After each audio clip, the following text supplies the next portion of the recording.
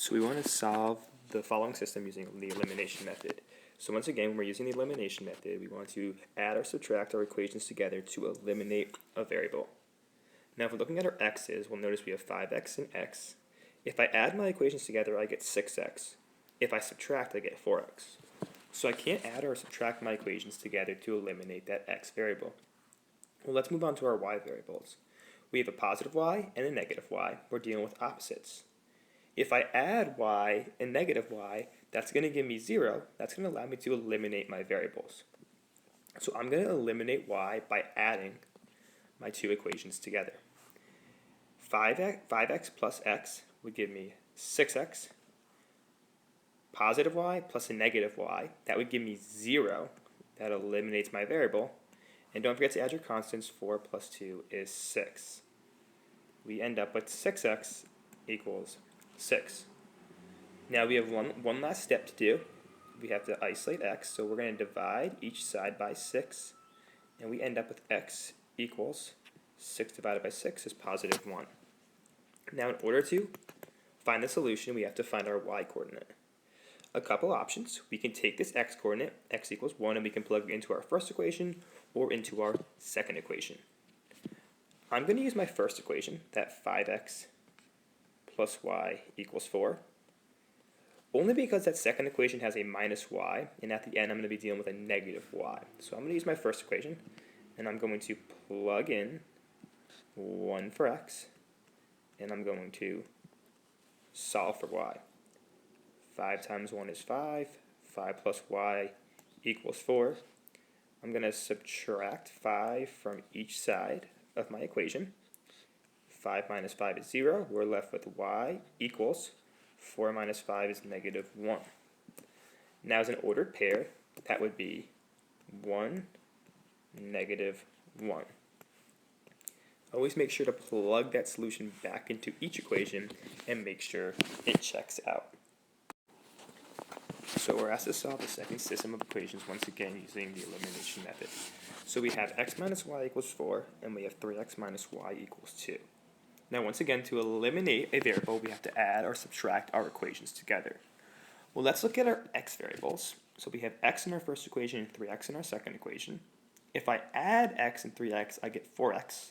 And if I subtract x minus 3x, I'd end up with negative 2x. So I'm not able to eliminate my x variables by adding or subtracting my equations. Well, let's look at our y variables. I have a minus y, meaning I have a negative y in my first equation, and pay very close attention to that negative sign. And I have a negative y once again in my second equation. Well, if I add negative y and negative y, negative 1y plus negative 1y, that would give me negative 2y. So that wouldn't allow me to eliminate my y variable. Now, if I subtract, well, let's think of it. We'd end up with negative y in our first equation, and if we subtract minus negative y, that would actually end up giving us 0. Because remember your integer rules. Negative y, this minus, opposite of an opposite is plus. Negative y plus y is 0. So we could subtract our equations together to eliminate our y variable. So we're going to subtract our equations. Be very careful when you're subtracting. X minus 3x. So it's a 1x minus 3x. 1 minus 3 is not 2, but it's negative 2x. Now we said negative y minus negative y would really leave us with negative y plus y. That would allow us to eliminate our variable. We're left with 0. 4 minus 2 is 2. We end up with negative 2x equals 2. Now in order to isolate x, we have to divide each side by negative 2. We'd end up with x equals, and be very careful, 2 divided by negative 2 is negative 1. Now in order to find our solution, we need our y-coordinate. So we're going to take this x equals negative 1, and we're going to substitute it into one of our equations. Now I'm going to use the first equation, this x minus y equals 4. So I'm going to take negative 1, I'm going to substitute it in for x, and I'm going to solve for y. In order to solve for y, my next step would be to add 1 to each side. Negative 1 plus 1 is 0. I'm left with negative y equals 4 plus 1 is 5. Now we need this y to be positive, and notice it's a negative y. So I'm going to multiply, or we could divide each part of our equation by negative 1. Negative 1 times negative y would give us a positive y, which is what we're looking for. And 5 times negative 1 would give us negative 5. As a solution, that would look like negative 1, negative 5. Always make sure to plug that back into each equation and make sure it checks out for each equation. Now we're going to look at that second example again, and there's another way we can approach it. So notice in that previous method, we subtracted to solve our equations. We could actually also add our equations together in order to eliminate our y variable. Now if you're getting caught up on subtraction, well, in order to add your equations together to eliminate a variable, we need one of our variables to be opposites. So notice right now I have a negative y and a negative y. Well, if I add those together, that would leave me with negative 2y. It wouldn't allow me to eliminate my y variable. What I could do to prevent myself from subtracting my equations is I could multiply one of my equations by negative 1. So here's how it would look. Let's say we multiplied our first equation by negative 1. We'd have to multiply each part of our equation, the x, the negative y, and the 4 by negative 1.